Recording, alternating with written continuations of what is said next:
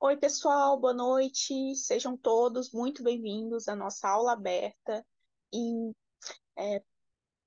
Casal e Família. Sejam todos muito bem-vindos. A professora já está por aqui, Ana. Oi, seja bem-vinda, pessoal. Então, está dada a largada para a nossa aula aberta de psicoterapia de casal e família. Eu me chamo Vitória e faço parte da equipe Viver Mais Psicologia, e eu vou estar com vocês durante esse evento incrível, onde a gente vai aprender muito sobre os desafios da conjugalidade. Para a gente ir se preparando, eu gostaria de saber, dos que estão aqui presentes, quem já fez algum evento aqui na Viver, quem já participou de algum evento.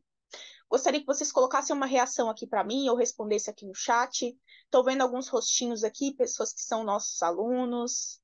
A Gel está por aqui, nossa aluna de TCC. Tem um pessoal aqui também já conhecido. Então, sinalizem aqui para mim, ó, o Caio. Seja bem-vindo de volta, Caio. Muito legal saber que vocês estão aqui novamente com a gente. Aqui no chat também temos mais algumas pessoas. A Luana. Que legal, Luana. Seja bem-vinda. E quem está aqui pela primeira vez, gente? Quem está aqui conhecendo a Viver por esse evento de casal e família? A Júlia já participei, o Anderson. Que legal, gente, muito bom. Ó, temos uma pessoa aqui pela primeira vez. A Helena também pela primeira vez. Muito bom, pessoal. E vocês falam da onde? Eu tô aqui em Santa Catarina, hoje tá um dia bem quente. E gostaria de conhecer, saber mais de vocês, de onde vocês estão falando, de que lugar do país. Ó, de Palhoça, aqui de Santa Catarina, Fortaleza. Ai, que legal. É muito bom saber que a gente está alcançando mais pessoas de outras distâncias. Florianópolis, Balneário Camboriú, São Paulo, capital. Ó, o Anderson recém-formado. Que legal, Anderson. Muito bom, pessoal, conhecer mais de vocês. E a gente fica muito feliz de tê-los aqui, de ter pessoas novas aqui também. Goiânia, São Paulo novamente. Muito bom. Então, pessoal, vocês que estão aqui pela primeira vez, escolheram muito bem um evento para estar aqui com a gente pela primeira vez, de estar participando aqui, porque uma das formas de conhecer os diferenciais da Viver é participar, sim, dos nossos eventos. E um deles é um evento que eu vou divulgar agora, que é o Aperfeiçoamento em Psicoterapia de Casal e Família, que ele é um curso voltado para aprimorar o entendimento e intervenção em psicoterapia familiar, para você compreender as novas configurações familiares, os papéis e funções de cada membro familiar, além dos aspectos multigeracionais familiares. A gente vai discutir as temáticas de violência doméstica, abuso sexual, entre outros. Com o nosso curso, você saberá desenvolver intervenções com o uso de técnicas e jogos na mediação familiar. Então, conheça o universo da psicoterapia familiar e como mediar esses conflitos. Esse é o curso 100% online, ao vivo, com certificação, e ele tem previsão de início agora para o mês de outubro. E a gente terá também mais um próximo evento gratuito, que será a nossa aula aberta em psicoterapia infantil e de adolescentes. Então, você que gosta do atendimento não só de casal e família, mas também infantil e adolescente, será muito bem-vindo no nosso próximo evento, dia 24 de agosto, às 6 horas da tarde, com o psicoterapeuta e professor universitário especialista, André Luiz Traves. A Giovana vai deixar aqui no chat para vocês as informações desses dois cursos, para que vocês possam estar participando aqui. E também, como o tema de hoje é casal e família, os nossos eventos, como eu falei, são uma ótima oportunidade para conhecer mais da Viver, e também para vocês perceberem que aqui é o lugar certo para fazer uma formação, para fazer uma especialização. Há vários diferenciais em vocês estudarem na Viver, e eu vou contar mais sobre esses diferenciais. A Giovana vai passar aqui para a gente o vídeo da nossa pós-graduação em psicoterapia de casal e família, para que a gente possa conhecer um pouco mais desse curso, e eu vou explicar também um pouco mais para vocês como que ele funciona. As informações já estão sendo colocadas aqui no chat também, pessoal.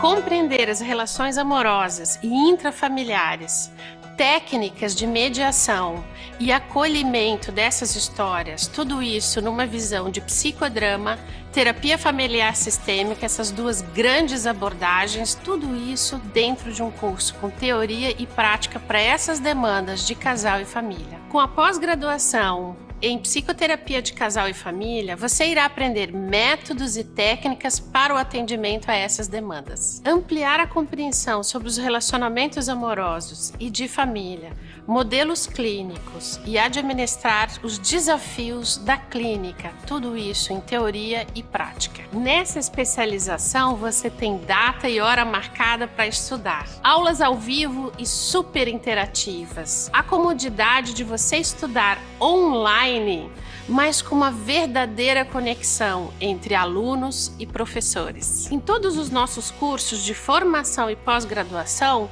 nós oferecemos supervisão de casos clínicos para você, psicólogo, se sentir muito mais seguro para desenvolver o seu papel de psicoterapeuta. Nós contamos com excelentes professores, projetos sociais, grupo de estudos gratuitos e mais. Nós te ajudamos a pagar a sua mensalidade da sua pós-graduação. Nós temos o projeto Programa de Afiliados e o projeto de atendimento psicológico Viver Mais. E tem mais, nós temos uma coordenação pedagógica pronta e preparada para te atender e te acolher. Seja um especialista em psicoterapia de casal e de família. Transforme-se para transformar.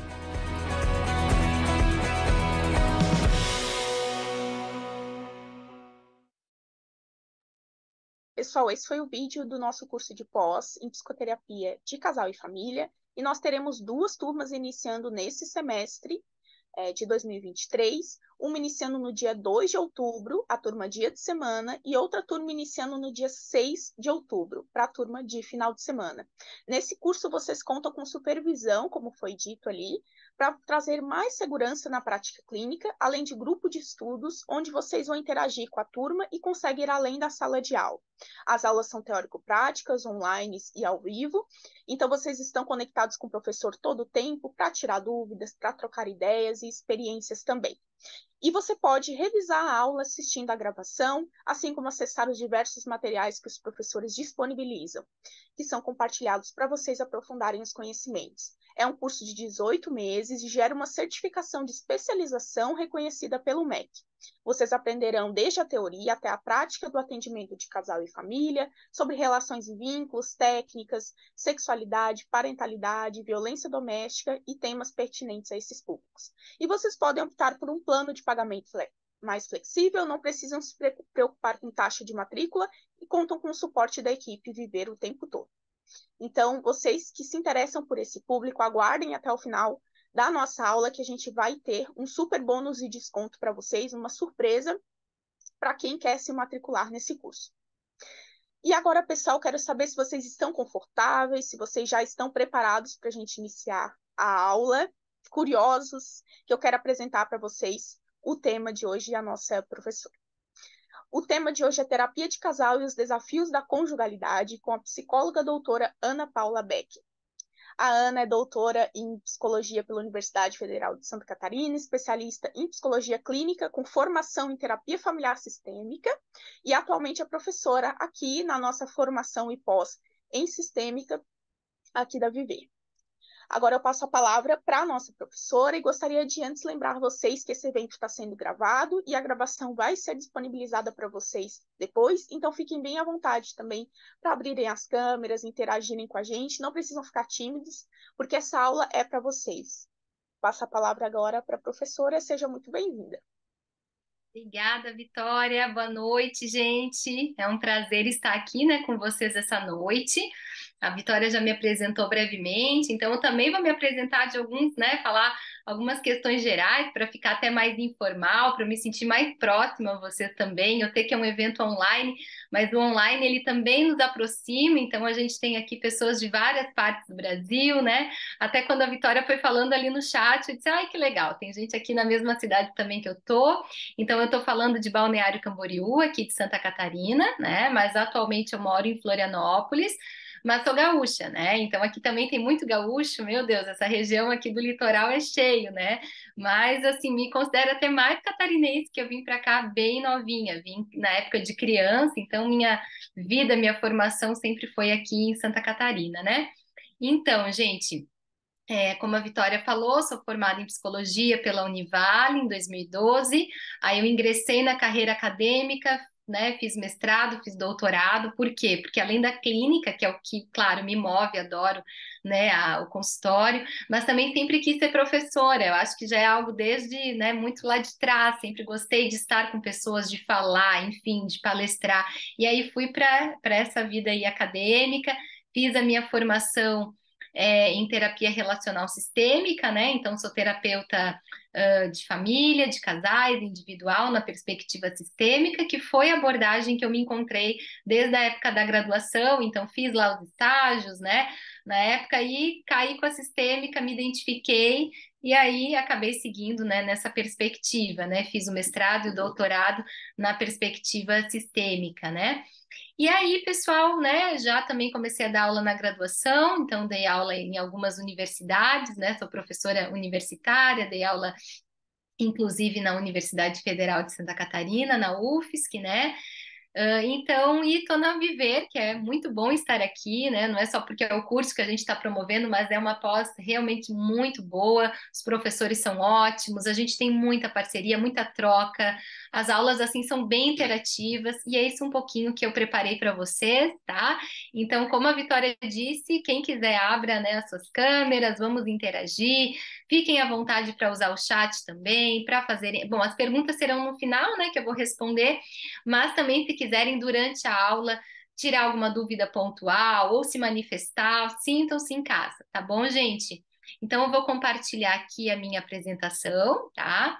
E só para, né, vocês se organizarem, eu preparei mais ou menos uns 40, 50 minutos, né, mais ou menos de aula, e aí depois o tempo restante a gente vai, então, né, deixar aberto para as perguntas, que vai ser um prazer aí compartilhar com vocês, ok, gente?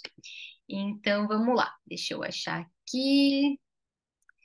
Já vou abrir aqui. Então, acho que vocês já estão visualizando, né? Deixa eu só, peraí. Ai, meu Deus. Deixa eu deixar no modo cheio, né? Aqui na tela cheia.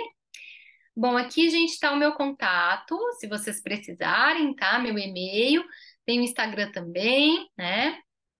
Então, fiquem à vontade aí, se precisarem de material, né? Enfim, às vezes eu não respondo no dia, mas eu costumo responder os e-mails e posso mandar, né? Às vezes a indicação, algo, fico à disposição de vocês.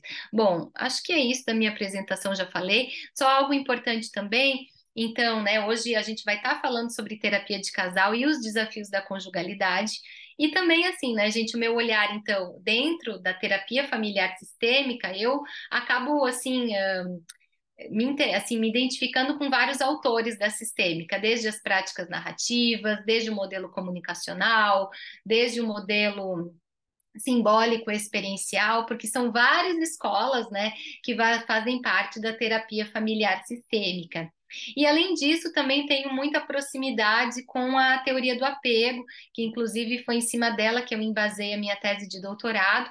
Eu tenho alguns artigos publicados sobre isso, só que eu trabalhei a teoria do apego na perspectiva do apego adulto, não tanto do apego, né, dia de mãe-bebê e tal, né, mas eu trabalhei eu vou até falar um pouquinho nessa apresentação, porque tem a ver com a conjugalidade, mas só para vocês conhecerem, eu pesquisei sobre como que os vínculos que, né, que os casais estabelecem lá na infância com seus principais cuidadores, pais, né, como que isso influencia na satisfação conjugal, né, e como que aqueles vínculos lá de trás, né, influenciam na satisfação conjugal e na parentalidade, no envolvimento parental, na relação entre pais e filhos.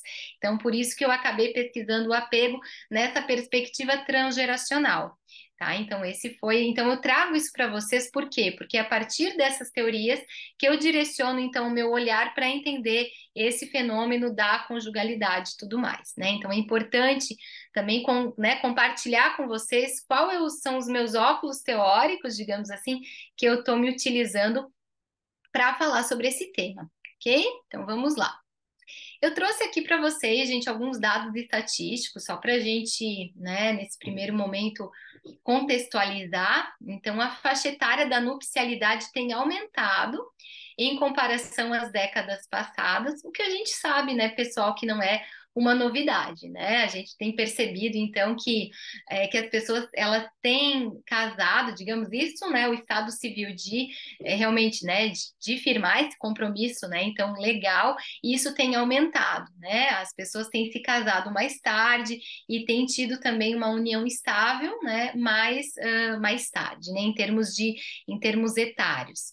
Então, a média etária das uniões civis para as mulheres heterossexuais brasileiras corresponde a 27, 29 anos. Então, esse é mais ou menos aí a média, né? Esses são dados, pessoal, do censo do IBGE de 2018, tá? Então, tem que até ver se o último censo já saiu, porque às vezes demora um pouquinho, porque são dados muito, né, robustos. Então, esses foram os últimos que eu observei. E para os homens heterossexuais, a média etária de uniões civis é de 30 e 32 anos que os homens, então, têm se casado. E já para as mulheres e homens homossexuais, a média de 33 anos, tá? Então, isso aqui só para a gente pensar um pouco, né, contextualizar em termos de Brasil.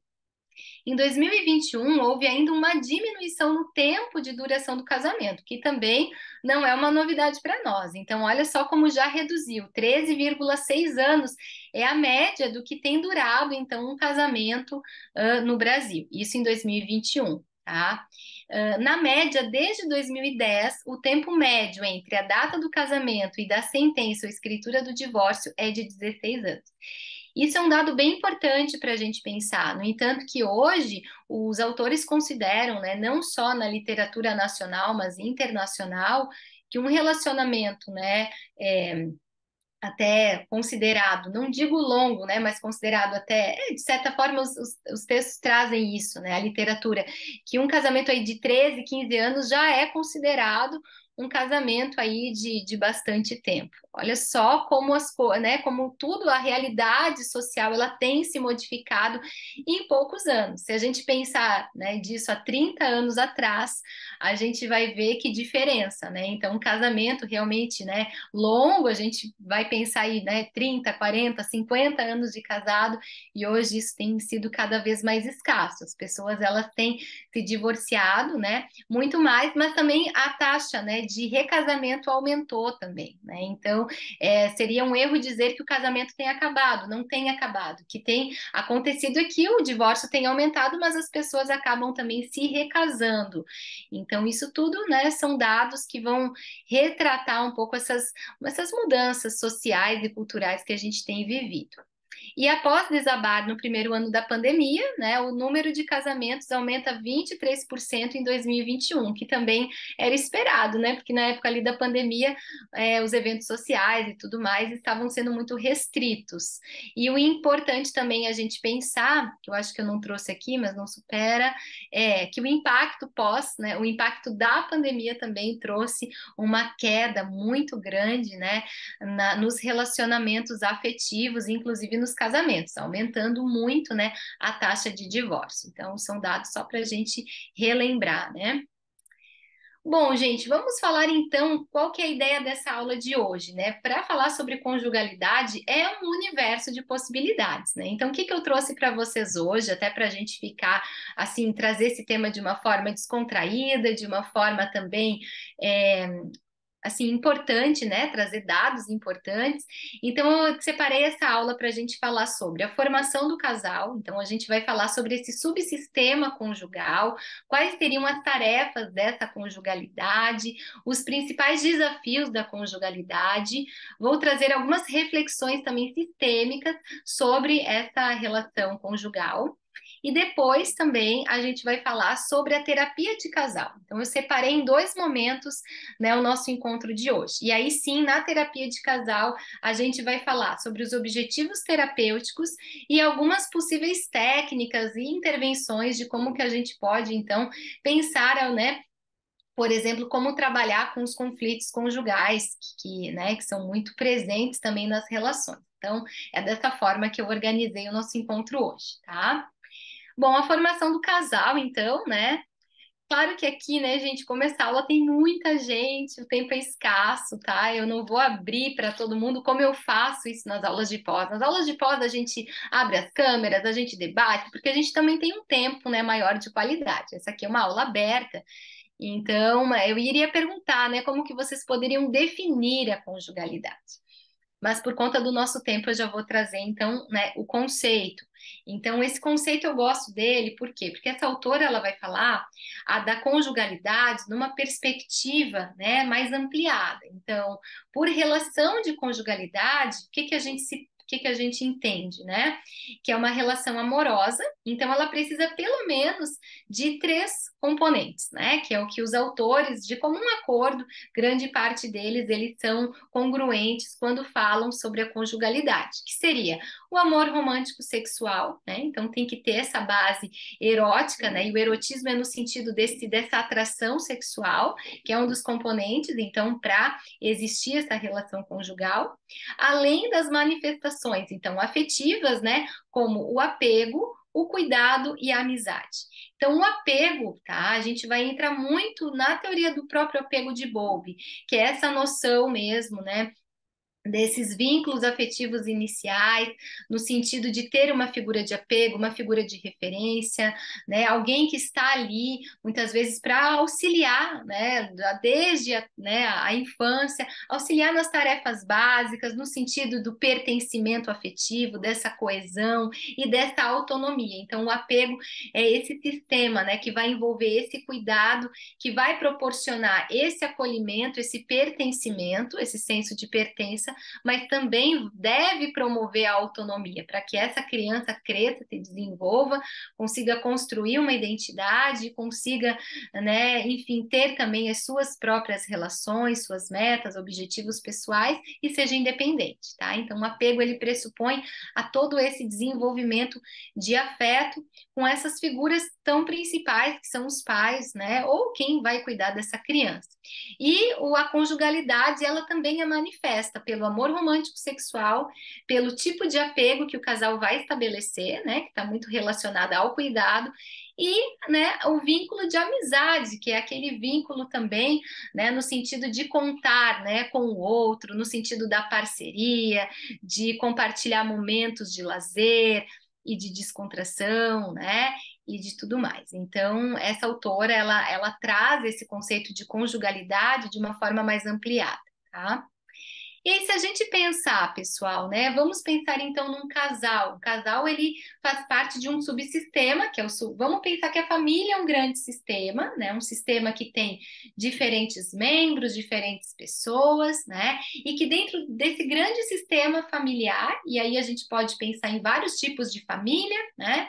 Hoje nós temos diferentes arranjos familiares, existem as famílias, inclusive a família nuclear, né, tradicional, família extensa, família que é extensa ou a família ampliada, temos a família homoafetiva, temos a família monoparental, que seria a mãe solo ou o pai solo, temos também a família unipessoal, que é uma pessoa, um jovem, por exemplo, ou uma pessoa solteira, né, que ela é a família dela, né, isso também se considera. Então, nós temos hoje diferentes tipos de arranjos, né, familiares, tá? Então, desse grande universo de família, nós temos então o sistema familiar e dentro desse sistema nós temos o que a terapia sistêmica chama, principalmente no modelo estrutural de Minuchin, nós temos os subsistemas, que é o subsistema, por exemplo, conjugal, né, que é aquela relação a dois, temos o subsistema parental, a relação entre pais e filhos, temos o subsistema filial,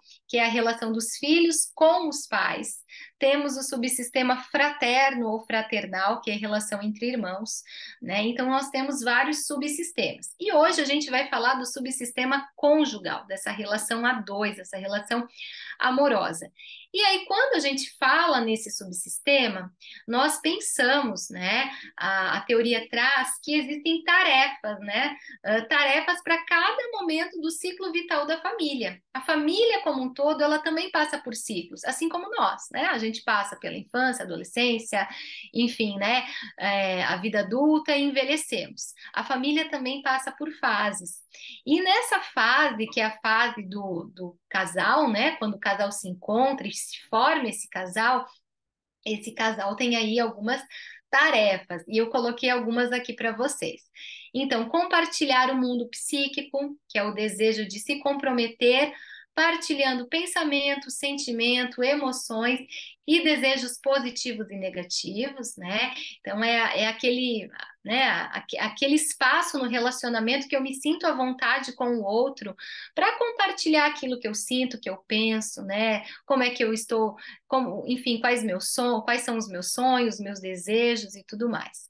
Outra tarefa, compartilhar a vivência diária. E aqui a gente tem a grande parte aí das queixas que chegam até nós no consultório, a maior parte, né, das demandas que chegam até a terapia de casal, um casal que vem para a terapia, traz muito, geralmente, essas divergências nessa vivência diária, né, que é um grande desafio para o casal. O casal, então, vai começar a estabelecer a sua forma de funcionamento, né, de dormir, de acordar na mesma cama, de ter relações sexuais, de executar as tarefas diárias, e aí dá muito probleminha às vezes, e ou não, né? Tem casais que conseguem se organizar bem em relação a isso, mas muitos aqui acabam tendo algumas dessas dificuldades, né? Tem que também estabelecer rotina de alimentação, né? A coparentalidade, que a gente chama quando se tem filhos, que seria lidar com os filhos, então trabalhar nessa perspectiva de dividir as tarefas relacionadas à educação dos filhos, e isso nós chamamos de coparentalidade, né? Essa divisão aí das tarefas com os filhos. Muitos casais têm esse desafio. Dividir as tarefas financeiras, compartilhar os desafios do trabalho, né? O horário de trabalho, principalmente quando um dos cônjuges tem uma rotina profissional muito diferente da do outro, né? Como que eles vão conseguir estabelecer esses horários, né? E essa rotina, né? Ter tempo para o casal também, engajar-se em atividades de lazer, atividades sociais e atividades familiares, né? Então a gente sabe que para quem aí, né, de vocês que hoje está escutando essa aula, talvez até está pensando no seu próprio relacionamento amoroso. Nossa, já passei por tanta coisa, hoje eu estou numa fase mais tranquila, hoje eu estou casada há tanto tempo, né? Ou estou namorando, mas algumas dessas tarefas eu já compartilho, mesmo não morando debaixo do mesmo teto, mas já compartilho, e é um grande desafio. E compartilhar proximidade, né? Então, a proximidade, ela está muito relacionada à questão do apego, aí vem o apego novamente, né? Que seria aquela expectativa de disponibilidade e receptividade por parte do cônjuge de atenção, apoio e afeto. E aí entra muito a noção da intimidade.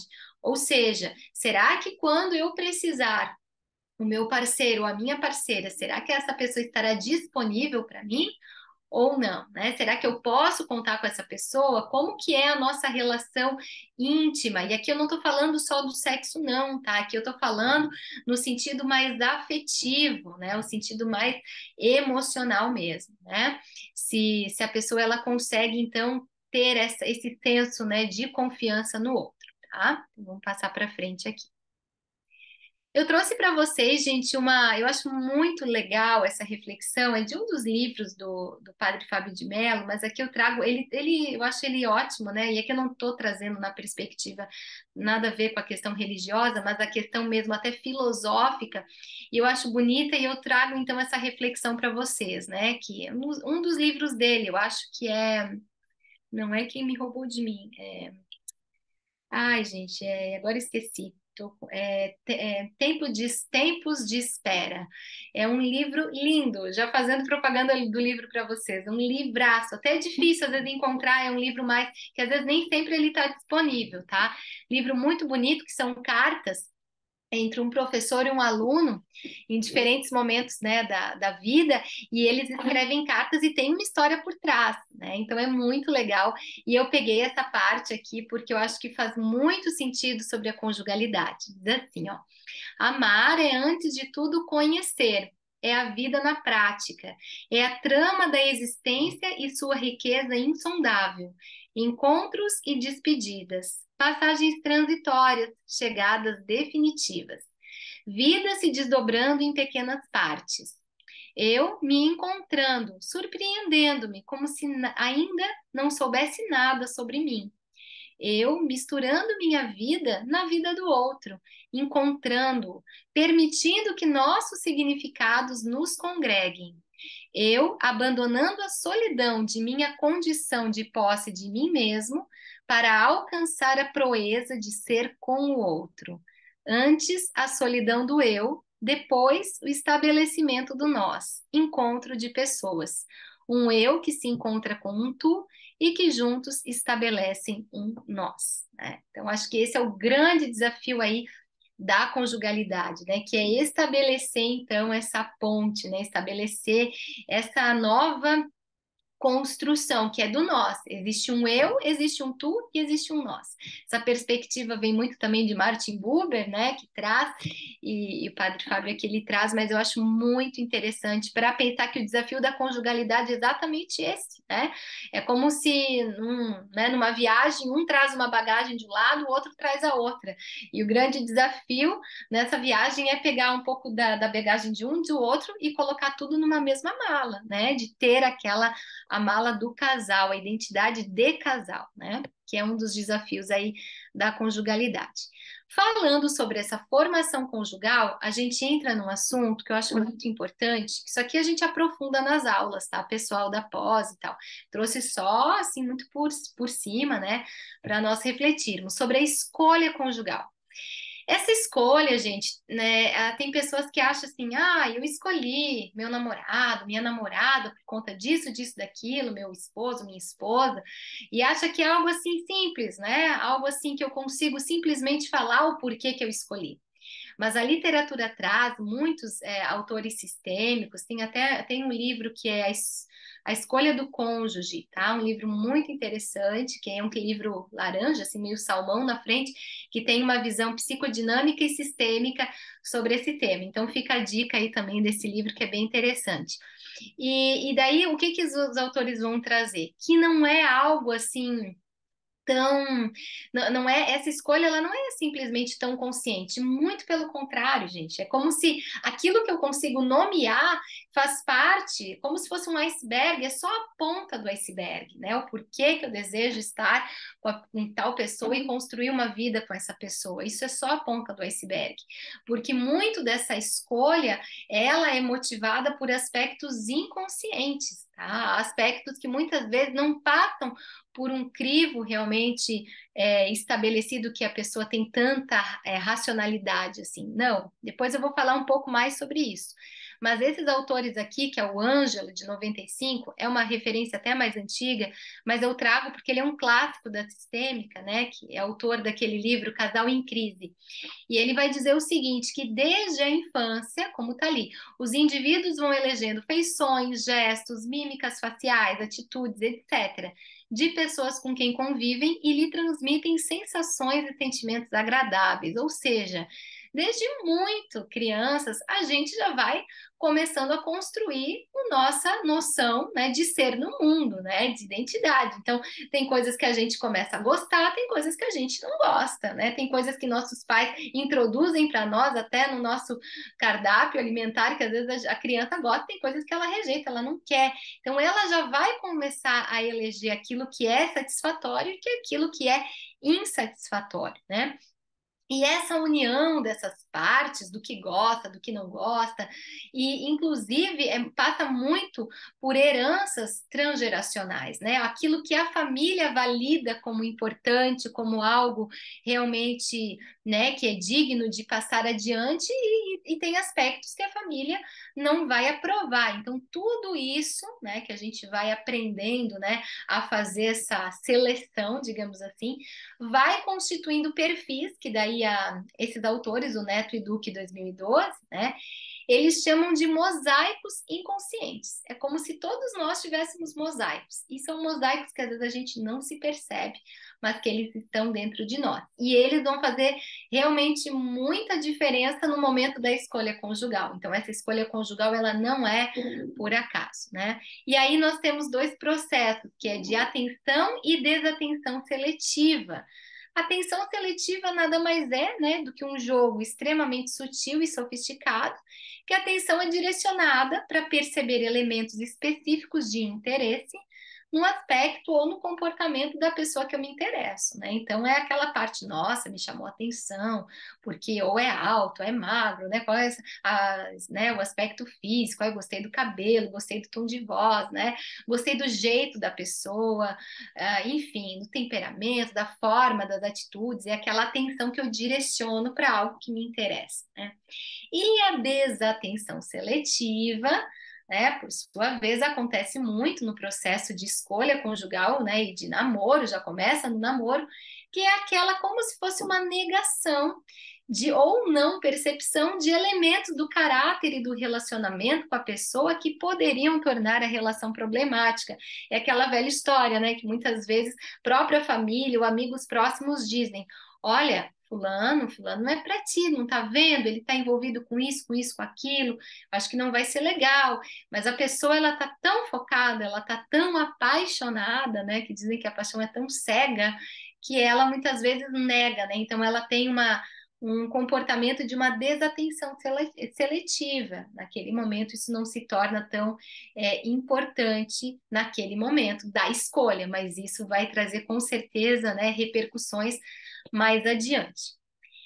E aí, gente, dentro dessa lógica, né, a escolha conjugal ela é um terreno em que se desenvolve relações não resolvidas de perda, separação, abandono, identificação, privação, etc. E aí entra toda a outra parte do iceberg, né? A parte que está lá embaixo que a gente às vezes não vê, que é o compromisso intergeracional. Ou seja, muitas vezes aquela pessoa que eu vou escolher para dividir a vida comigo é uma pessoa que ela tá às vezes de um modo que eu não percebo, tá? Ela tá vindo para reparar uma falta, para compensar algo, para preencher uma lacuna, ou sabe aquela história do tipo assim, ó, nossa, tal, a fulana lá casou com não sei quem e ela, né, tinha uma grande dificuldade de relacionamento com o pai, né, detestava alguns aspectos do pai, e o esposo dela igualzinho, tem comportamentos muito semelhantes àquilo que ela, né, experimentou na relação com o pai, e aí ela acaba se casando com alguém que tem um comportamento muito parecido, né, que isso é tão comum a gente perceber. E isso os autores da sistêmica eles vão chamar de lealdade invisível ou lealdade transgeracional. Por quê, gente? Né? Porque é uma forma inconsciente que as pessoas têm de acabar repetindo alguns padrões para serem leais àquilo que elas que receberam, ainda que não tenha sido um padrão tão positivo, né? Nesse caso não é negativo, mas é uma forma de honrar aquilo que foi recebido dessa herança, digamos assim, transgeracional, é um compromisso intergeracional. Então, essa pessoa que entra para a família, né, esse cônjuge aí que foi escolhido, né, que também se permitiu ser escolhido e escolheu também, ele segue um livro Caixa Débitos e Créditos, né, que os autores trazem, intra e intergeracionais, que seguem temáticas de culpa, de reparação, como eu falei, busca de perfeição. Então, assim, é aquela projeção que se estabelece em cima daquela pessoa. Nossa, então é o príncipe encantado, é a princesa, é a Mulher Maravilha, ela é isso, é aquilo. Às vezes muito vem com essa carga, com essa força para realmente ocupar um espaço nessa família, para devolver a honra para aquela família, para reparar algo. Então, é importante numa terapia de casal a gente identificar, a gente levar o casal à reflexão de qual é o lugar que eles ocupam nessa relação, qual é o lugar que eles ocupam dentro dessa família, dentro desse sistema, né? E dessas relações também transgeracionais. Por isso que uma técnica que é muito interessante na terapia de família a gente aplicar com o casal é o genograma de casal, por exemplo, né? Então não é só o genograma para quem não conhece, é uma técnica projetiva da gente então fazer um mapa da família, né? Geralmente de 3 gerações, podem até serem mais gerações. E aí a gente vai colocando o nome das pessoas, tipo uma árvore genealógica, só que é muito além disso. Aqui eu fui simplista só para a gente falar uma mesma língua, ter uma ideia. Mas o genograma, quando a gente usa o genograma para além da perspectiva estrutural, né, que é só colocar o nome e as idades, mas a gente olha para o genograma numa perspectiva relacional, de perceber as relações que se estabelecem entre as pessoas, os vínculos, as histórias familiares, se torna um instrumento de intervenção. E aí a gente tem o genograma, por exemplo, do casal. E aí é interessante, porque a gente vai unir, né, esses dois universos, a família de um, a família do outro. E aí a gente vai conseguir botando no papel ter essa clareza dessas repetições, desses padrões intergeracionais, tá? E quanto menos elementos conflitantes não resolvidos na família de origem, mais livre é a escolha. Ou seja, tá? Então, se numa família, vamos pensar numa família harmônica, numa família que tem um padrão de desenvolvimento mais saudável, né?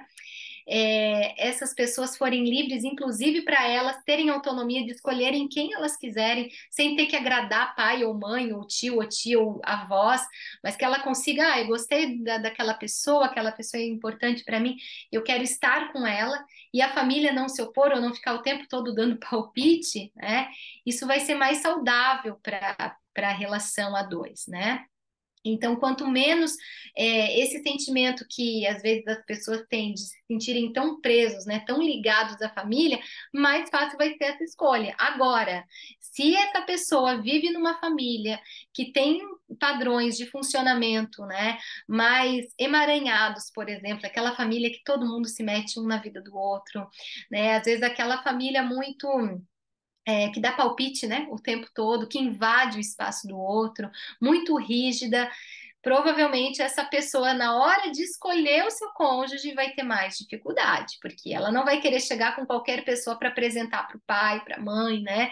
Tem que ser aquela pessoa, às vezes, num nível, nossa, lá em cima, tem que ter vários critérios para ser uma pessoa, né? Então, digna, digamos assim, de ser aceita, né, naquele sistema de família. Então, tudo isso a gente trabalha, né? A gente pode trabalhar em terapia de casal, trabalhar a escolha. Tá? E é muito comum a formação de uma união conjugal após um evento nodal, tá? O que seria eventos nodais? São eventos significativos no ciclo de vida. Então é muito comum, às vezes, um casal, né, se unir após, por exemplo, a aposentadoria, às vezes, dos pais, a doença ou morte de um progenitor ou de alguém importante da família, ou depois de alguma perda traumática. É como se essas pessoas se permitissem, se autorizassem aí sim a estabelecer um relacionamento a dois, tá? Aqui, gente, tem um vídeo, eu não vou passar agora para vocês, mas tem esse link aqui. Depois eu posso passar trechos dessa apresentação. Esse é um link bem legal. Essa terapeuta de casal que está aqui, ó, Marisete Rodrigues, eu cito bastante ela nas minhas aulas e eu acho o trabalho dela ótimo dentro da sistêmica. E ela traz nesse vídeo um vídeo de quase 30 minutos, e ela narra uma terapia de casal, né, com esse casal que vocês estão vendo aqui. E ela traz não é bem uma técnica, é um questionário que ela traz, que está aqui, ó, o questionário das 10 perguntas. Então, ela traz perguntas que ela estabelece assim, ela dá para um cônjuge e para o outro, é uma tarefa para eles, né, fazerem, no caso, pós-sessão, só que eles não devem compartilhar entre eles essas respostas. Eles só vão compartilhar na terapia de casal. E aí um vai perguntar, né? Ah, quando eu te vi pela primeira vez, né? Daí vai ter que responder. O que mais me encantou em você? Qual a diferença que uniu vocês dois? Você sempre me faz lembrar. Aí tem que escrever, né? A principal característica de influência do seu cônjuge despertou a minha confiança pelo fato de. Meu receio inicial foi. O que me liga a você foi. O que me afasta de você é. No futuro, nós dois, e um extra, né? Que ela traz também. O meu maior receio no futuro a dois é. É muito interessante isso aqui, tá, gente? Parece algo simples, mas o casal se surpreende muito na terapia de casal quando a terapeuta começa. Então tá, vamos então falar a primeira pergunta. Quem quer começar? Por quê, gente? Porque não é o questionário em si, não é a pergunta em si, é porque por trás dessas perguntas estão narrativas, estão histórias que muitas vezes nem foram compartilhadas entre eles.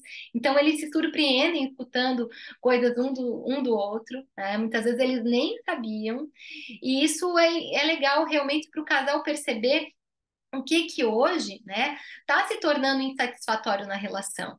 Porque uma das perguntas que eu também gosto de fazer na terapia de casal é: quais os bons motivos que vocês têm, para estarem juntos todo esse tempo? Né? Porque tudo bem, vocês estão passando por dificuldades, mas quais as boas razões que mantiveram vocês unidos até hoje? Aí você vai explorar essas boas razões, esses bons motivos, né? Então é como se vamos colocar na balança, vamos olhar para isso, vamos olhar para o significado que eu dou em relação a um aspecto do relacionamento e que você também dá. Então é muito interessante. Uma terapia de casal, ela realmente né, pode se tornar algo muito transformador para a relação, ou para a permanência nessa relação, ou não, né? Ah, eu olho mais e hoje não faz mais sentido, já fez, hoje não faz mais. Né? Então, terapia de casal também não é para salvar casamento, não, tá, gente? Não é solução mágica para a gente continuar junto. Muitas vezes, não, acabam se separando. E a postura do terapeuta, ela é muito, nesse sentido, ela precisa ser muito neutra. Neutra no sentido de não fazer aliança com nenhum dos cônjuges, mas no sentido de facilitar essa comunicação, de ajudar esse casal a olhar para a história dessa relação, né? De ter uma clareza do que chamou a atenção e que hoje talvez não está chamando mais atenção. E às vezes aquilo que encantou num dos cônjuges, né, quando um se encantou pelo outro, hoje aquele mesmo aspecto de interesse está se tornando o aspecto de briga e de conflito, né? Pode ser, mas lá atrás não era visto dessa forma. O que mudou no meio do caminho, né? Quais eventos aconteceram? Quais histórias o casal tem para contar que acabou então enfim, modificando essa lente, essa perspectiva, tá? É bem legal. Então, essa técnica é muito boa. Aí a gente tem os paradoxos da paixão. Então, é um paradoxo, o que seria, né, gente? Essa contraposição, né? Então, de um lado é uma coisa, mas de outro, né, outra, né? Então, eu falo uma coisa, mas eu demonstro outra. Isso é um paradoxo, uma contrariedade, uma oposição. E alguns paradoxos da paixão, né? Esse autor traz. Desejamos estar ligados, mas tememos os riscos de fusionamento ou de dominação.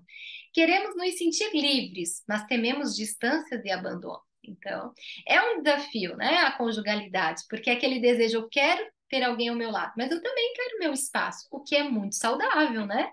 Porque uma das tarefas da conjugalidade é estabelecer, né, então, essas funções, a função do pertencimento e a função da autonomia de cada um também pensar que é como aquela ideia, né, do Martin Buber que o Fábio de Mello ali falou, né, a noção que existe um eu, existe um tu e existe um nós. Tem até uma técnica que a gente às vezes pede para o casal, né, numa cartolina e tal, ou pode ser numa folha maior, né? Você desenha como se fosse dois círculos, né? Como se fosse um conjunto, que nem aquele símbolo da matemática, né? Então pensa assim, dois círculos, né? Eles se encontram e no meio eles formam, né? Aquela parte que é compartilhada. E assim é um sistema de casal. Tem um eu e tem um tu e no meio tem um nós, né? Então, o que é do eu, né? Quais são as funções do eu? Qual é a história do eu? Qual é a história do tu? Qual é a rotina do tu? E quais são, né, as histórias do nós? O que a gente pode compartilhar e desenvolver juntos, tá? Então, é o tempo todo essa dança de proximidade afetiva e de distância afetiva. E isso vai muito ao encontro de que Murray Bowen, foi um grande terapeuta de família, que vem de uma perspectiva mais até né, psicanalítica, em partes, poderia dizer assim, né, que vai falar muito desse padrão de repetição familiar e tal, e ele traz um conceito importantíssimo dentro da terapia de família, da terapia de casal, terapia individual. Ele fala do processo de diferenciação de si. O que seria isso, gente? O que é diferenciação? Nós falamos muito isso na terapia, nas aulas aqui da sistêmica, né? Diferenciação, tá aqui o conceito, é o grau de controle de cada indivíduo sobre os pensamentos e sentimentos, critérios próprios que os levam a escolher suas ações e a responsabilizar-se por elas. Então, a palavra-chave da diferenciação é responsabilidade, ou seja, uma pessoa bem diferenciada é aquela pessoa que ela consegue ter clareza de quem ela é e de quem o outro é, né? Então, uma pessoa bem diferenciada é uma pessoa mais bem resolvida, no sentido de que ela não vai terceirizar a culpa para os outros, não é? Sabe aquela já tem gente que é o oposto disso, né? Que nunca aceita nada, nunca consegue olhar para si e se responsabilizar pelos erros, né? Sempre é o outro, a culpa é sempre do outro. Se não é o outro, sei lá, é a sociedade, sempre tem alguém, mas nunca é ela, ela nunca se responsabiliza. Essa pessoa pode ser uma pessoa muito indiferenciada. Geralmente, uma pessoa muito indiferenciada é aquela pessoa fusionada na relação, dependente afetivamente, está sempre se vendo na mistura com o outro, né? Não consegue se sentir, muitas vezes até ter momentos de solitude, de ter o momento dela, porque ela está muito arraigada ali junto com o outro. Então, isso a gente trabalha na terapia de casal, para auxiliar nesse processo aí, né, de diferenciação. E aí vem o último tópico, casais fusionados versus casais pactuados. Então, é aquela questão, né? Um casal fusionado é aquele casal que tem uma relação muito tóxica, uma relação de dependência, uma relação muito prejudicada nesse sentido, né? Aquela ideia, sabe aquelas músicas muito bonitas que só realmente elas dão certo na poesia, né? Porque traz isso para a vida real, vira uma tristeza, né? Aquelas músicas lá que vem então, eu não vivo sem você, você não vive sem mim, e tá, que lindo, né? Para receber, né? Um buquê de flores maravilhoso. Agora, trazer isso para a realidade torna um inferno, porque se eu não consigo viver sem outro, outro não consegue viver sem mim, que relação de dependência é essa, né? Que acaba, então, sufocando essas pessoas. É um casal fusionado, isso. Que é diferente de um casal pactuado. Casal pactuado é aquele casal que consegue estabelecer fronteiras nítidas. Então, tem um momento de ser casal, mas tem um momento, né, de ser um indivíduo sozinho, no sentido não de não ter o compromisso afetivo, mas de investir na sua própria vida, nos seus sonhos também individuais, nas suas amizades, de ter também aquela relação com a família de origem, né, de ser ainda filho também. Então, isso é muito saudável, um casal que tem pactos, que tem contratos, né, que tem essas fronteiras, mas que também estão juntos, mas não estão fusionados. Essa é uma grande diferença, né? Então, aqui eu vou passar um pouco mais rápido, já fica a dica aqui, ó, esse livro aqui, gente, do Walter Rizzo, ele é bem fininho esse livro, é um livro bem legal, Amar ou Depender, é um livro que ele é escrito, digamos que para o senso comum, porém, o que contém nele são questões científicas, tá? E o autor, ele vai trazer relatos, inclusive de atendimentos, relatos clínicos, só que a forma que é escrito esse livro é para que as pessoas, no geral, né, que não são psicólogas ou psicólogos, possam entender. Mas é um livro bem legal, um livrinho de bolso, assim, então vale a pena vocês fazerem essa leitura. Então, é o que eu acabei de falar antes, sobre a questão da dependência, né, desse apego irracional, né, ao outro, né, que o que está por trás muito disso é esse medo, né, esse medo do abandono, então esse medo da solidão, esse medo da rejeição, e isso precisa ser trabalhado, né? E o ideal seria trabalhar isso também muito na terapia individual, né? De trabalhar sobre ter essa clareza dessa vinculação afetiva, tá? E aí, por que eu trago aqui como o apego se manifesta na vida adulta? E aí, quando eu falo do apego, não é, eu sou apegada a alguém, não é nesse sentido, é a teoria do apego mesmo, né? Pensando que o apego é esse sistema, digamos assim, né? O que é o apego para John Bowlby, né? Cada um de nós já nasce, né? O apego ele já é um estímulo, ele já é algo nosso, que a gente já nasce com essa predisposição de estabelecer vínculos afetivos com outro ser humano. Isso, né, é o apego. Então, essa predisposição de eu me apegar afetivamente a um ser humano. E esse apego, ele não fica só na infância, que às vezes na psicologia, às vezes, né, que vê naquelas disciplinas do desenvolvimento, se fala tanto do bebê e da mãe, né? Só da mãe, do bebê e do apego. Mas esse apego, Bowlby vai dizer que ele é ativo durante toda a vida do sujeito, né? Então, ele é um modelo interno de funcionamento ou script de apego. Então, ou seja, é como se fosse uma expectativa de como eu penso que as outras pessoas às quais eu vou me vincular, elas vão então me corresponder. Então esse apego ele se mantém, é uma representação mental das experiências da infância relacionadas às percepções de si mesmo, das figuras de apego e do ambiente. E ele é um fundamento para todos os relacionamentos futuros, né? Seria tipo uma predição, uma expectativa.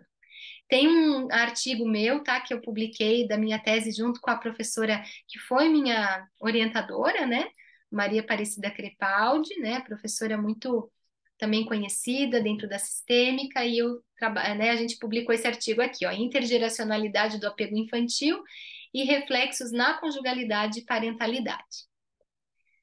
Sugestão, né, de leitura, e aí indo para o final, gente, da apresentação de hoje, né, dessa aula, terapia de casal. Então, ela vem sendo investigada, né, ainda que mais timidamente, aproximadamente 4 décadas. Os primeiros estudos sobre terapia de casal encontrados na literatura científica são mais ou menos aí da década de 1970. E aí, né, de que forma, então, que a terapia de casal, ela contribui, né, na relação conjugal? Ela vai auxiliar o casal a identificar estilos destrutivos de resolver conflitos aprendidos na família de origem, ou seja, tem casais que só aprenderam, né, a resolver os problemas brigando, berrando ou, né, não falando com ninguém, ignora, cada um vai para o canto e depois magicamente, né, as pessoas voltam a se falar, né, como se nada tivesse acontecido, né? Pode ser, é uma estratégia, mas será que é uma estratégia realmente assertiva, uma estratégia que pode ser que leve esse relacionamento, né, a perdurar ou não? Então, na terapia de casal, a gente aprende, né, ajuda o casal a identificar essas estratégias de resolução de conflito. E trabalhamos muito a comunicação. Como que essa comunicação é estabelecida? Quais são os feedbacks que os cônjuges dão um para o outro? Quais os tipos de comunicação? Porque a comunicação não é só o que a gente fala, vai muito além disso. O que a gente fala é a comunicação verbal, a comunicação digital, né, que os autores dizem. E a comunicação não verbal, ela está presente o tempo todo nas nossas expressões, no tom de voz, até na roupa que a gente veste, eu estou comunicando algo, né? Meu modo de se expressar, tudo isso comunica. E aí a gente auxilia o casal nesse processo. Ela tem como função ajudar a Díade a revisar os seus modelos de funcionamento do mundo e do self. Então, na própria terapia de casal, a gente observa também, né? A gente vai olhar também para cada um da história desses cônjuges. Óbvio que a gente não vai aprofundar, né, muito na história de vida de cada um, porque isso é a terapia individual que vai acabar fazendo. Mas a gente vai olhar de uma forma geral para esses dois mundos, né, de valores, de interesses, né? Como que esses mundos funcionam separados e juntos, né? Enfim, então vamos aqui para frente. Então, alguns objetivos aqui na terapia de casal. O que que a gente vai fazer com o casal, pessoal? A gente vai, né, tentar buscar compreender a história do casal. Então, essa é uma das primeiras sessões, assim, né? Depois que eles trazem geralmente a queixa, né? É importante definir também a queixa, o objetivo terapêutico, senão é aquela velha história que nem da Alice no País das Maravilhas, né? Se eu não sei para qual caminho seguir, qualquer caminho serve. Não dá, a terapia tem que ter um norte. Para que que eu estou ali? O que que eu espero com aquilo, né? É um investimento, tem que ter um objetivo. Então a gente vai entender o problema. Mas por que que a terapia sistêmica, e agora não só de casal, individual, de família, por que que eu acho ela tão fascinante? Aí vou trazer, né, mais para o meu lado, né, aqui da terapia sistêmica, porque a sistêmica ela vai olhar de uma forma ampla, ela não vai ficar só em cima da patologia do problema o tempo todo, né? Busca só um diagnóstico, o que que é? Não, eu não olho só para isso, eu vou olhar a engrenagem, eu não vou olhar só a peça que não está funcionando bem, mas vamos olhar para o sistema todo que não está funcionando. Se aquela peça estragou, é que talvez outras peças estão sendo sobrecarregadas, né? Enquanto aquela ali deu problema, problema? O que está acontecendo que gerou esse problema? Então, eu vou ter um olhar ampliado. Então, é importante que eu identifique a história do casal, peça para o casal como é que eles se conheceram, né? Como que foi? E aí é legal perguntar para os dois, né? E aí pergunta para um. E aí, quando pergunta para um, pergunta assim para o outro. Sei lá, Maria, como que foi para te escutar do João te falando, né? Do João contando essa história de vocês? Como é que você se sente escutando o que ele tem para dizer? Entendeu? Então você faz essas perguntas, né, conectivas assim e reflexivas também para que um possa escutar a fala do outro. Isso é muito interessante, né? E aí inverte depois. E aí para você, na sua perspectiva, como é que foi o encontro com ela e tal e tal? E é muito interessante pedir para que eles contem a história deles.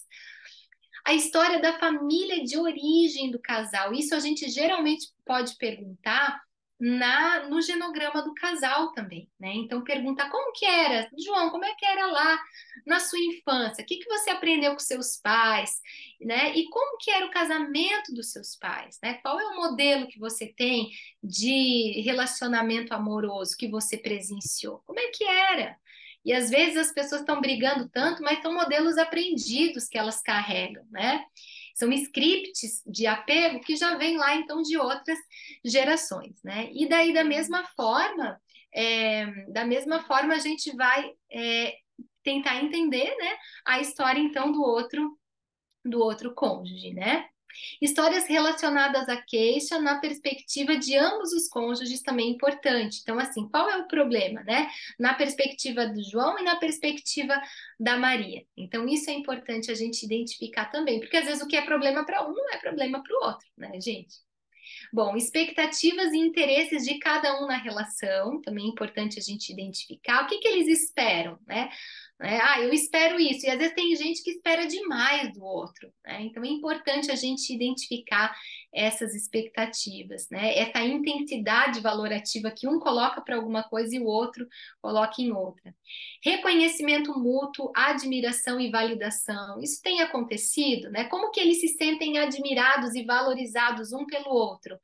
Eu me sinto, às vezes tem gente que diz, eu me sinto valorizada por ele quando me elogia, porque eu gosto de ser elogiada, eu me sinto bem, poxa, eu me arrumei, e às vezes parece que ele nem nota, ou ela nem nota.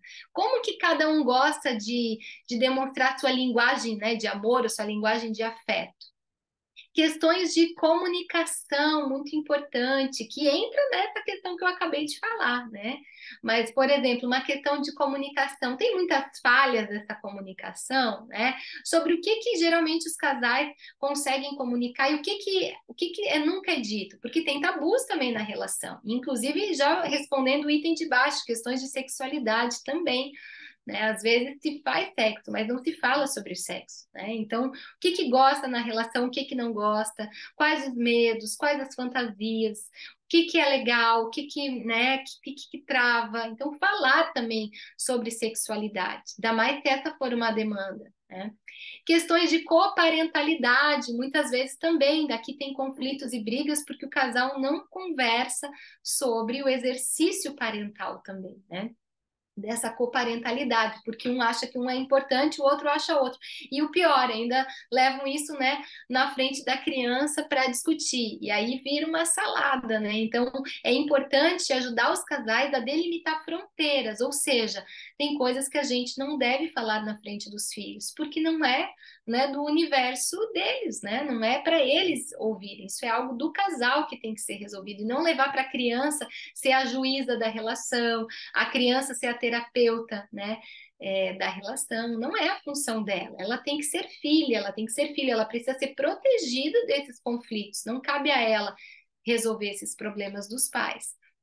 E ciclo vital do casal, da família também é importante, né, gente? Porque muitas vezes tem conflitos que ocorrem e tal, que é muito típico de cada fase. Quer ver uma fase importante que geralmente o casal começa a ter conflito? É na fase do ninho vazio, né, que é muito comum. Então, os filhos se tornam adultos, começam a sair de casa, e aí é aquela fase que o casal ele volta a olhar para si, porque ele antes estava tão acostumado, né, a ter aí se envolver com os filhos, né, ter aquela rotina da casa cheia, e daqui a pouco um se aposenta, o outro também, os filhos, né, saíram e agora, né? Por isso que a gente vê taxas de divórcio aumentando nessa fase do ciclo vital, né? De pessoas aí na casa dos 50 a 70 anos se divorciando, porque é como se, tá, e o sentido que nos unia é como se agora tivesse vazio, não tem mais, os filhos não estão mais por perto, não está fazendo mais sentido, e muitas vezes daí a briga, né, e os conflitos acabam se tornando muito presentes. E acordos e técnicas de resolução de conflitos, que é o que eu já falei, tá?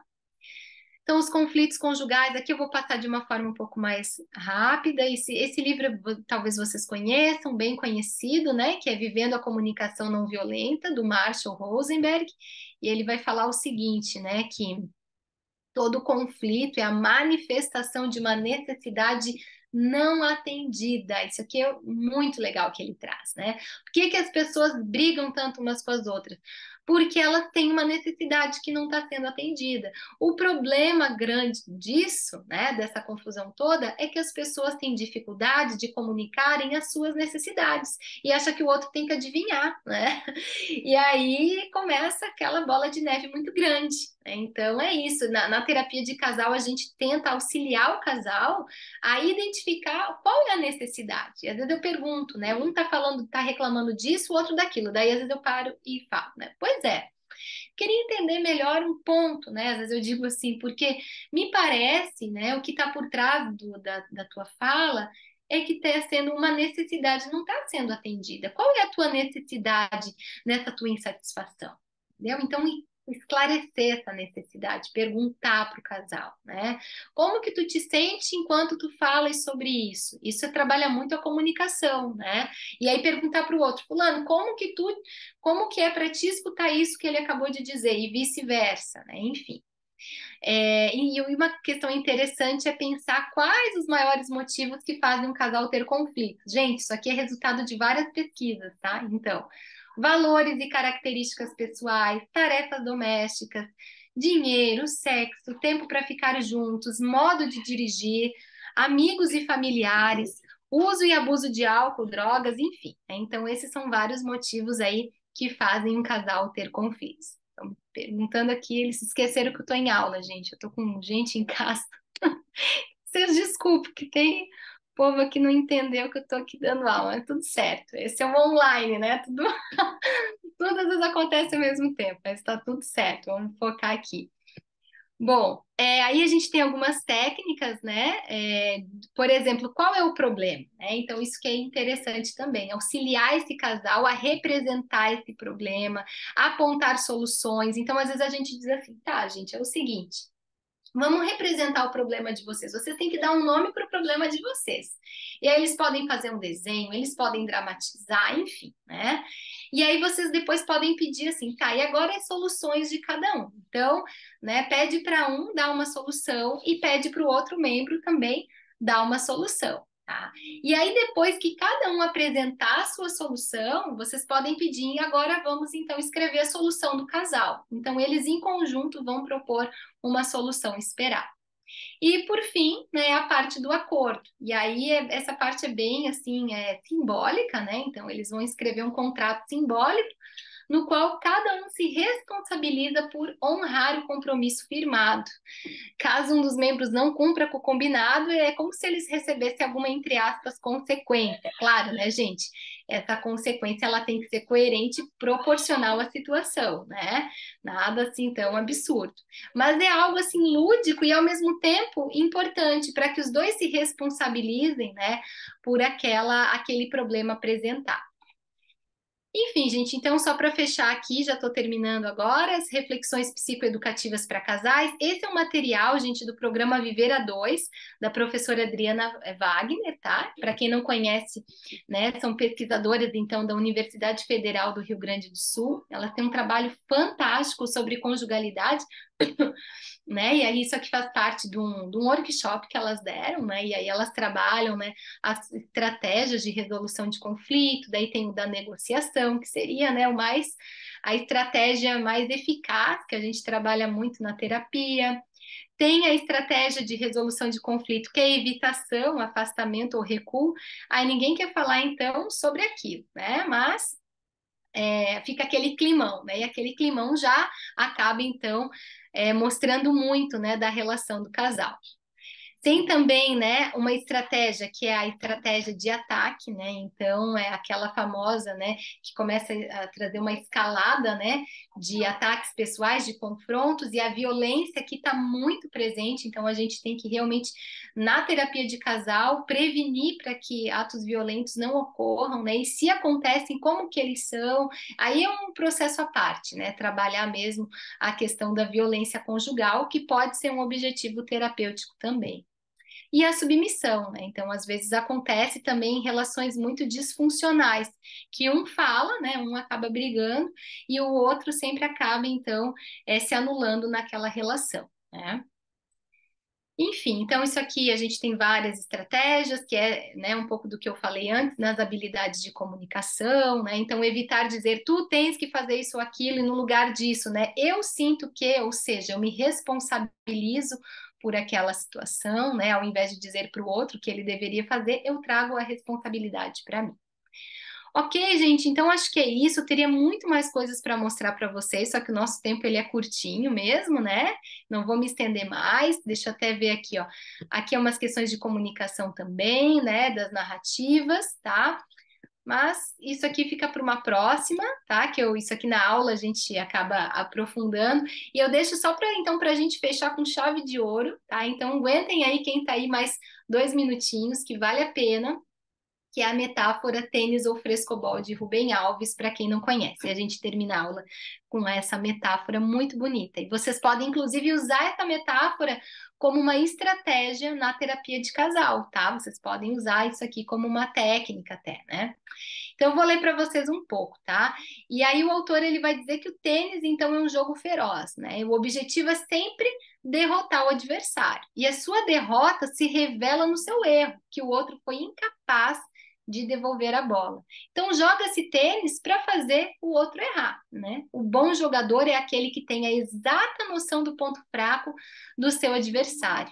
E é justamente para aí que ele vai dirigir o que? A sua cortada. E como que a gente, né, pensa, né, numa relação a dois, quando cada um corta o outro, né? Às vezes uma palavra muito sugestiva, né, interrompe, quer derrotar, né? O prazer é justamente, né, inferir o outro, em derrotar o outro. Então, o jogo de tênis, como é que ele acaba? Com a alegria de um e a tristeza de outro.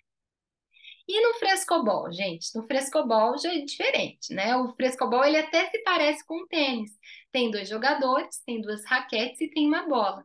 Só que para o jogo ser bom, é preciso que nenhum dos dois perca, né? Então, o que a gente faz no frescobol? A gente tenta o quê? Equilibrar. Se a bola veio meio torta, a gente sabe que não foi de propósito e faz o maior esforço do mundo para devolvê-la gostosa, no lugar certo, para que o outro possa pegá-la. Não existe adversário, porque não há ninguém aqui a ser derrotado. Aqui, ou os dois ganham ou ninguém ganha. E ninguém fica feliz quando o outro erra, pois o que se deseja é que ninguém erre, né? E para fechar, o que é a bola? A bola representa as nossas fantasias, irrealidades, sonhos sob formas de palavras. E conversar é ficar batendo sonho para lá, sonho para cá. Mas há casais que jogam com os sonhos como se jogassem tênis. Ficam à espera do momento certo para a cortada. Tênis é assim, recebe-se o sonho do outro para destruí-lo, arrebentá-lo, como bolha de sabão. Aqui o que se busca é ter razão e o que se ganha é o distanciamento. Aqui quem ganha sempre perde. E no frescobol é diferente. O sonho do outro é um brinquedo que deve ser preservado, pois se sabe que ser sonho é coisa delicada, é coisa do coração. O bom ouvinte é aquele que, ao falar, abre espaços para que as bolhas de sabão do outro voem livres. Bola vai, bola vem, cresce o amor. Ninguém ganha para que os dois ganhem. E se deseja, então, que o outro viva sempre, eternamente, para que o jogo nunca tenha fim. Então é isso, gente, né? Acho que, né, agradeço a atenção de vocês até o momento. E é isso, né? A terapia de casal, a gente pode levar essa reflexão para eles pensarem: será que eles têm jogado tênis ou será que eles têm jogado frescobol, né? É isso, então. Muito obrigada e passo aí para as meninas aí da Viver. Que lindo, prof, essa reflexão no final. Acho que fechou mesmo com chave de ouro. Eu lembrei daquela frase, né, que não é um contra o outro, são os dois contra o problema. É bem Uhum. isso mesmo. O pessoal está elogiando aqui no chat. A Helena colocou, muito bom, obrigada. Obrigada por tamanho conteúdo, me foi muito útil. Que aula maravilhosa. O pessoal está gostando bastante, prof. E deixaram aqui algumas perguntas no chat. Uhum. Eu vou, é, Vamos lá. eu vou lendo aqui para ti. Deixa eu só eu Uhum. selecionar a primeira. A Tá. primeira é do Caio. Ele perguntou como está localizada a questão do amor romântico sexual em relações assexuais. Peraí, deixa eu ver. Ah, tá. Qual que... Pode repetir para mim, só para eu refletir com mais calma? Como está localizada a questão do amor romântico sexual em relações assexuais? Ah, é bem importante isso, né? Que o Caio, né, que falou, que perguntou, é isso? Isso. Então, Caio, é uma pergunta, na verdade, bem abrangente, né? A tua pergunta, né? Eu sempre gosto de pensar a terapia sistêmica, ela vai ter um olhar muito amplo, né, sobre aquilo que as pessoas nos trazem. E a questão mesmo, por exemplo, né, dos tipos de relacionamentos afetivos, né, por exemplo, os diferentes tipos de orientação sexual, né, que hoje em dia, né, a gente tem né, um grande olhar sobre isso, um olhar importante, vai depender muito daquilo que a pessoa vem buscar, né? Então, se a pessoa no atendimento individual, ela quer falar sobre a vida dela, sobre a sexualidade dela, a gente vai ter esse olhar, né, para entender enfim, quais as histórias, o repertório afetivo que ela tem para falar sobre esse assunto, né, para se enxergar dessa forma, para pensar sobre a sua história de vida. Então, eu digo que a tua pergunta é um pouco ampla porque vai depender muito do objetivo terapêutico, né? E na terapia de casal também, né? Por isso que eu disse para vocês que nem aquela frase lá, a gente tem que ter um norte para saber para onde que a gente quer caminhar, né? Então, a gente vai olhar assim para o que está implicado, né, nessa orientação sexual, nessa história relacionada à afetiva, né? A gente tem que ter um olhar bem amplo, assim, para tentar entender o que que a pessoa espera conhecer sobre ela mesma, talvez que ela ainda não conheça, né? Prof, a Eliane pediu para você repetir o nome do artigo. Aí eu posso Ah, colocar aqui no tá. chat. Deixa eu até olhar que eu não sei de cor. É intergeracionalidade. Deixa eu só pegar aqui. Já estou abrindo ele aqui. Aqui, ó. É intergeracionalidade Uhum, do apego infantil aham, e reflexos na certo. conjugalidade Uhum, e parentalidade. Tá? Esse artigo foi do ano passado, ele é bem atual, tá? uhum. É Tá isso bom, aí. já manda aqui no chat. Temos mais perguntas. A Kerly perguntou: gostaria de ouvir exemplos de acordos e consequências da quebra do acordo na parte da psicoeducação do casal. Tá. Então, é Kelly, né? Kerly. Kelly. Então, Kelly, na verdade, assim, ó, dentro da terapia familiar sistêmica, a gente tem muitas escolas, tá? Então, por exemplo, a psicoeducação, é, eu poderia dizer assim que a gente não é que não utiliza, depende de cada terapeuta sistêmico, tá? Mas ela vem de uma perspectiva mais cognitivo-comportamental. Então, dentro da sistêmica, não é que a gente não se utilize dessas técnicas assim mais diretivas, mais psicoeducativas, mas em geral a gente tem outras técnicas, por exemplo, para trabalhar questões de contrato, né? Conjugal, do que, por exemplo, pela psicoeducação.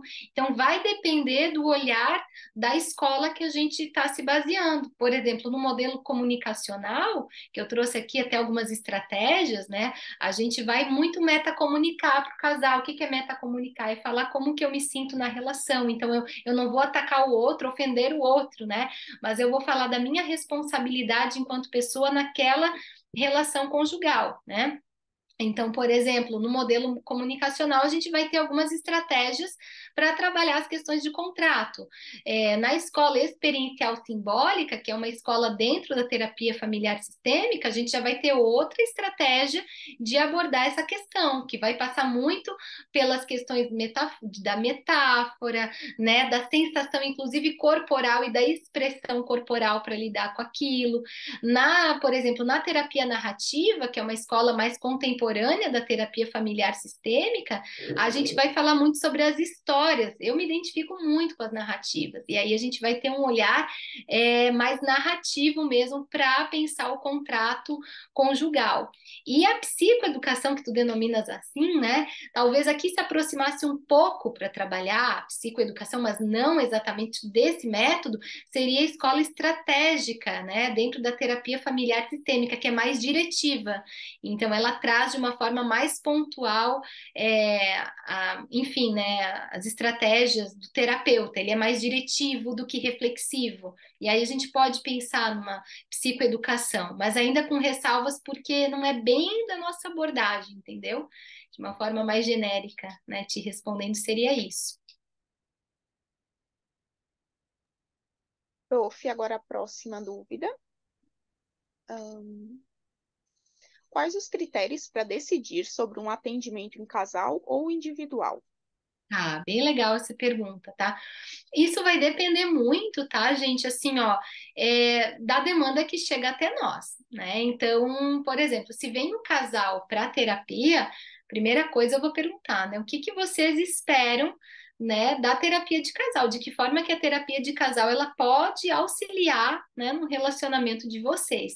E aí, se o terapeuta perceber, né, que talvez a demanda ela é muito mais individual, né, de um dos cônjuges e que o outro realmente não está implicado, não está disponível, porque às vezes um vem, né, e meio que empurrado pelo outro, e aí não vai funcionar. Os dois precisam estarem comprometidos naquela relação terapêutica, né? E se um deles não está assim comprometido, não está engajado, não faz sentido, daí a gente até pode pensar então num direcionamento mais individual, né? Ou, né, que a gente diz esclarecer melhor essa queixa. E o próprio terapeuta também, digamos, se ele perceber que é algo muito específico, ele pode dar esse feedback também para o casal, né? E pode dizer, olha, me parece que aqui seria mais interessante, talvez. Ou vocês fazem então a terapia de casal para a gente trabalhar isso, e eu posso te encaminhar para te fazer uma terapia individual com outro profissional, né? Nunca o mesmo terapeuta, não é legal que ele seja o terapeuta individual e de casal, né, gente? Porque aí é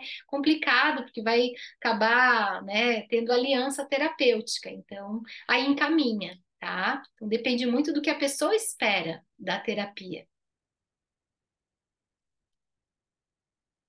Prof, a última pergunta que temos por aqui é: quais os livros você recomenda para uma introdução no tema da terapia de casal, na abordagem sistêmica e na teoria do apego?